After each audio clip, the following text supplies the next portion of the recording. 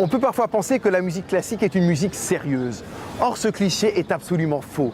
Au contraire, la musique classique est une musique pleine d'humour. C'est ce que nous allons vous montrer au cours de la saison, cette saison de la MC2 qui se propose de revisiter l'histoire de la musique par le biais de l'humour.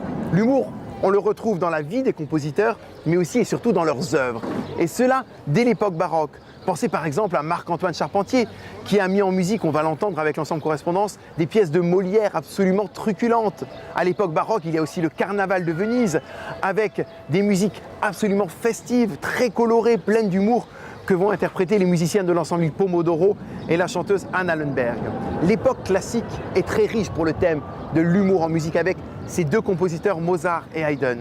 Pensez que Mozart a même écrit une plaisanterie musicale dans laquelle il se moque des compositeurs de son époque en mettant volontairement des fausses notes dans la partition. Mais surtout le maître de l'humour en musique, c'est bien sûr Joseph Haydn. Joseph Haydn qui est un compositeur encore pas assez connu, compositeur fabuleux, plein d'esprit. Pensez notamment à sa symphonie Dites la surprise dans laquelle il met un coup de timbale pour réveiller les auditeurs assoupis. Il y a quantité de surprises dans toutes ces symphonies que nous allons découvrir au cours de la saison.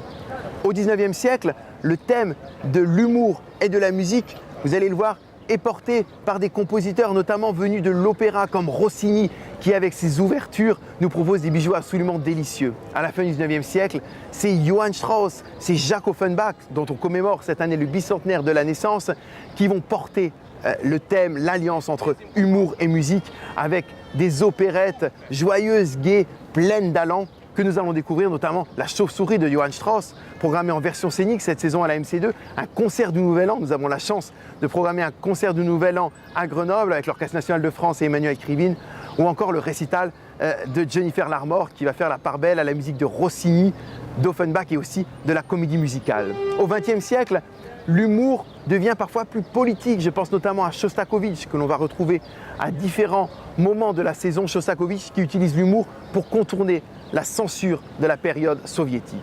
Et aujourd'hui, dans la musique contemporaine, l'humour permet d'inventer, de tisser de nouveaux liens vers d'autres disciplines artistiques. Je pense notamment au programme proposé par le Quintet Avant, le concert impromptu, qui réinvente le lien entre la musique et la bande dessinée. Autant de propositions qui vont vous permettre de sourire avec toutes ces œuvres de la musique classique, des œuvres parodiques, des œuvres pleines d'allant, pleines d'esprit, qui nous permettront, dans ce contexte parfois un petit peu morose aujourd'hui, post-crise économique et sociale, d'avoir tout simplement le sourire.